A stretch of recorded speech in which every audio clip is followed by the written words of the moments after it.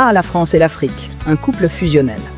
Entre eux, c'est du « je t'aime, moi non plus », version géopolitique, avec des tanks en guise de fleurs et des discours enflammés comme bouquet d'excuses. Cette semaine, Emmanuel Macron, notre VRP en chef, a décidé de jouer les mariés vexés.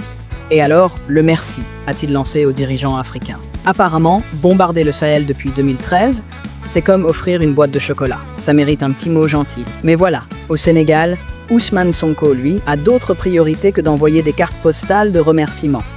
Ce dernier a sèchement répondu que non, Manu, on n'a rien négocié. Ce n'est pas toi qui pars, c'est nous qui te jetons. Voilà qui remet les choses à leur place. On dirait une rupture à l'amiable, enfin, à l'amiable façon divorce où on se bat pour la garde des vieux discours coloniaux. Et là, Macron sort l'argument choc, les tirailleurs sénégalais. Parce que, visiblement, rappeler qu'ils ont sauvé la France de devenir une succursale de Berlin, c'est la meilleure façon de dire « vous nous devez bien ça ». Bah oui, logique. C'est comme si vous réclamiez à vos amis de continuer à payer le loyer de votre appart parce qu'ils vous ont aidé à déménager il y a 80 ans. En réponse, Sonko a posté une photo des fameux tirailleurs avec un message bien senti. Si nos soldats n'avaient pas défendu la France, elle serait peut-être encore allemande. Là, ça pique.